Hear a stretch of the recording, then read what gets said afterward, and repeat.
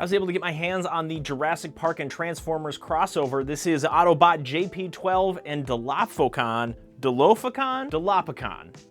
I don't know how to say his name yet, but I'm excited to do this because this is just kind of fun because not only do you get an Autobot, but you also basically get a Predacon. So I don't know what we're waiting for. Let's get this guy out of the box. Now, normally I would just tear into the box and get at what's inside. However, they're telling a story inside the packaging, which I think is kind of neat. So we have the Jeep sitting up on this mountain range, and then we have the, well, I guess the dinosaur with like his head wrap. That's kind of freaky. But then we also have an accessories pouch too. The cool thing about this, and I don't know if you caught this, is that this is an officially licensed Jeep as an Autobot, which I think is rather cool. So gotta finish unboxing this and see what's inside, especially see what's going on with the dinosaur's head. Dilophocon? We'll get it one day. We are so close to getting the figures, but I want to touch on one more thing from the box, is that when I unboxed them, there was this hidden scene behind some of the cardboard packaging. So if you wanted to, you could set up a scene with this box insert, which I think is kind of neat if you are that type of collector. Now, me, I am not an inbox collector, and I do appreciate some of the graphic design here as well as the thoughtful packaging, but that's about as far as, wow, that really cascaded. That's about as far as I'm going to take the box. Let's grab the figures now. Let's start with Autobot JP12. Now, if you look at him, you notice that he is kind of set back. Notice the solution for him sitting way too far back. And that is, he came boxed this way. You have to put the wheels down into the wheel wells a little more if you want to display him in vehicle form. And that will give you a much more even look to your Jeep. So if you are displaying this in Jeep mode, or you get it in the box, you're like, what the heck happened to the center of balance for this Jeep? Just tuck in the wheels a little more, you'll be fine. What I do like about this vehicle mode is the attention to detail, the paint applications, as well as a lot of the finer bits. And if you look at the rear of the car, you can notice that tiny little license plate, and it is a high fidelity stamp of the Jurassic Park logo, as well as the number 12, because this is JP12. And when you flip him upside down, you get a sense of how this is all constructed. The blue translucency looks really good, as well as the overall design of the Jeep vehicle. So far, I'm liking this, apart from how this just sits way too far back. Now it is time to open up the accessory pack, and you can see things like the very famous Barbasol can, but it's not Barbasol, it's an Autobot can that looks suspiciously like Barbasol.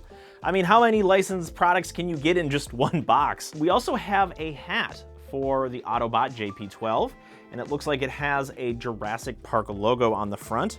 He does come with this blaster, and for our dinosaur, he comes with this spitting action blast effect, I'll call it. It has a cool blue transparency, very similar, if not the exact same as the windows to JP12, but it has this green opaque paint spray at the front to make it look like acid. And all you need to do is just open up his mouth and plop it right into the peg system. Very easy to do, and you can then also move his mouth up or down to see which level of projectile you want for this acid spit. And if you're curious, you can remove the canister and you will get the vial of, I'm assuming, dinosaur DNA, or maybe Autobot DNA, Predacon DNA, not quite sure.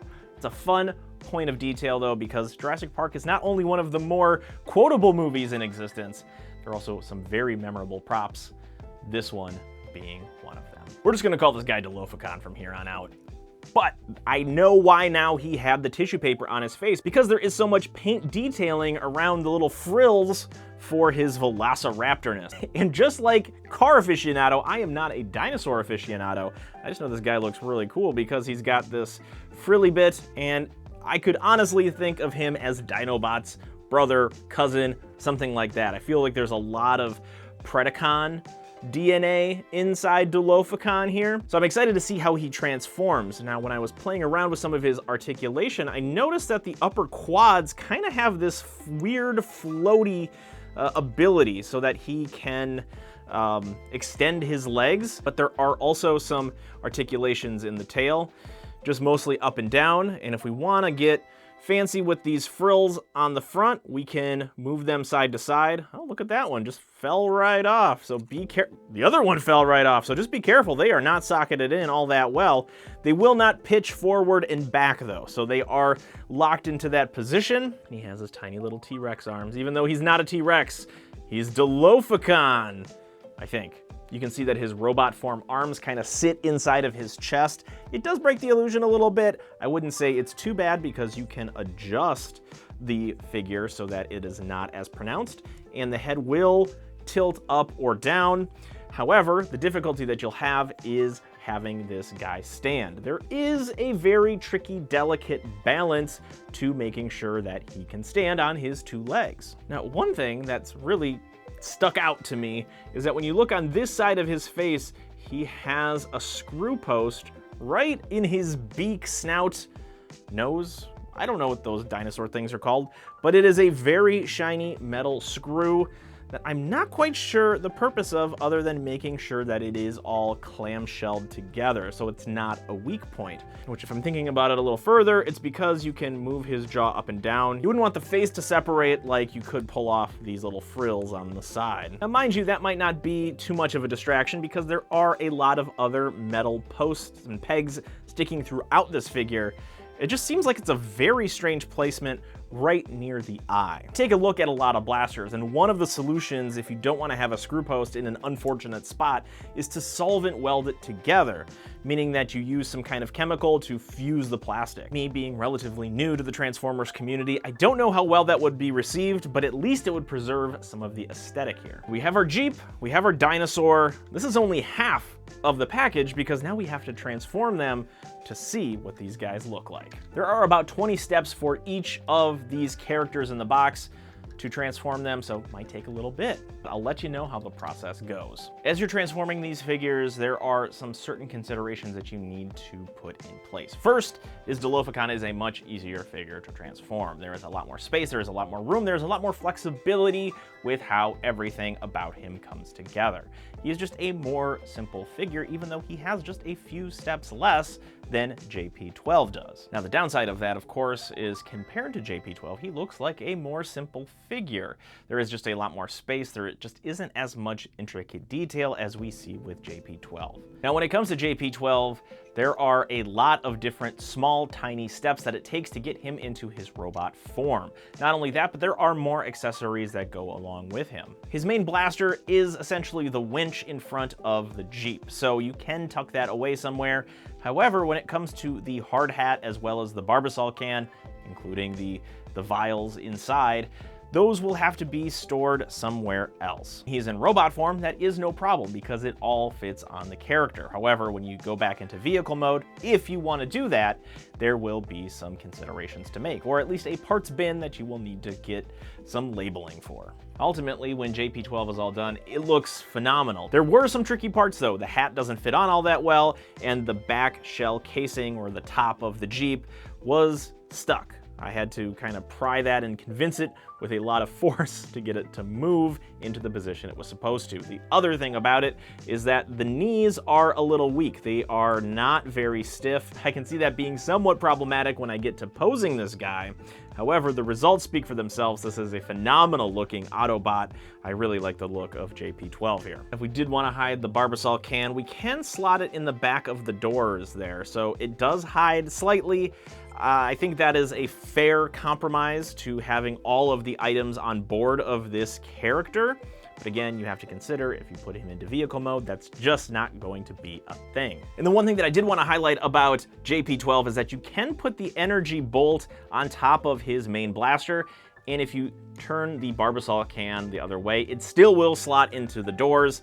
A great inclusion. Not only do you have that Jurassic Park moment, but you also have some blast effects for a Transformer, which I'll never say no to. We take a closer look at JP12. You can see there are some voids here in the back. I think that works okay because we are going to have to balance him a little bit. With the weak knees, I think that any sort of added considerations for balance will be much needed. Now, the best moment of transforming JP12 is when you pop the head through the hood of the car. I think that is a phenomenal moment. in the transformation of JP12. Otherwise, the articulation on this character is great. Just like Dilophocon, you get a good sense of range of motion, but unlike Dilophocon, there is a lot more intricate details to look at, and I think it just looks and speaks to how well designed this Autobot is. Putting them side by side, you can see the difference. This one is the clear winner out of the box. While I do appreciate the good dinosaur design and decoration all over Dilophocon, I gotta give the award, the MVP in the box, to JP12. So I think what we need to do now is pose these guys up, get a good look at them in some action poses. We'll talk about kind of the wrap-up of this, things that I like, things that I don't like, and what I might have changed. This is a 30th anniversary celebration of the movie Jurassic Park in Transformers form. And if that idea doesn't get you very excited, I don't know what else will. The attention to detail to bring these Transformers into the world of Jurassic Park is really well done. Going the extra mile to get the Jeep license for JP12 was brilliant, because it really puts you in the world of Jurassic Park. So looking at the set together, it is quite an impressive duo, but there is one star out of the box, and the other one is just okay. I think JP12 is the better figure overall, while Dilophocon does look really cool. He's just a more simple, he is a less complicated figure, and standing next to JP12, you really get the sense that a lot of the time and the attention probably went into JP12. But there are some issues, a couple things that I would like to have seen changed. Of course, we talked about this really at the beginning of this whole review, is the screw on the side of Dilophocon's face. Having something a little different there to pin it all together would have been nice. It is a bit of a distraction, unless you keep him in the alt form, which I feel is the better form between the robot form and the dinosaur. But when it comes to JP12, the robot form is the superior version to the Jeep form. Now, there are some issues with the knees on my particular version. I don't know how widespread of a problem this is, but it was something that I did note, and like I predicted, it did give me a little trouble when I went to pose him up.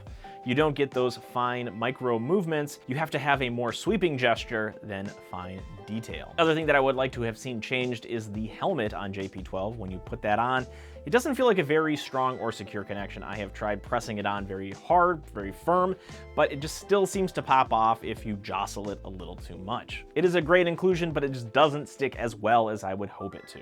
I think the standout moment for me with this 2-pack was a JP12 for one feature, and that is when his head pops through the hood. I mentioned that earlier. I still think that is the defining moment of this unboxing and review. Now, when it comes to the value of this, I think it depends on where you find it. So when I found this, I got it at Ollie's with a holiday discount as well as a coupon on top of that. So the value in this box was phenomenal to me. But if you want to chase this down, if you are an avid Transformers crossover collector, which I'm kind of turning to be because I also have the Ninja Turtle Party Wallop van waiting in the wings, I think it all depends on just how much the box costs. Transformers are a little more of an expensive toy, so I paid around $20 for both of these guys. So my value I got out of this box, my enjoyment that I got out of unboxing these, transforming them, and playing around with them was great. But if you weren't as lucky as I was to get this box on a super duper deal, but it's hard to quantify just how much of a value this is because prices from here on out will fluctuate wildly. It's a fun celebration of Transformers and Jurassic Park, and I am curious to see as I open some more reproductions of Beast Wars figures how well Dilophocon will fit in with the Predacons. And if I had to pick just one of them to display, of course it would be JP12. In fact, I might actually try to find a spot for him somewhere amongst the display. And if you like other action figures like Transformers, G.I. Joe Classified, Star Wars Black Series, Masterverse, Ninja Turtles, pop culture-y things, action toys in general, because I also talk a lot about blasters, you definitely need to hit that subscribe, follow, like, comment, share, bell for notifications, whatever it takes to get more videos, because if you think those things are cool, well, good news, I do as well, and I'm going to be making more videos on action-based toys from now and well into the future. So that's all I know about the Jurassic Park and Transformers 30th Anniversary Celebration 2-pack with JP12 and Dilophocon. We've settled on the name now. Thank you so much for watching. We'll see you next time.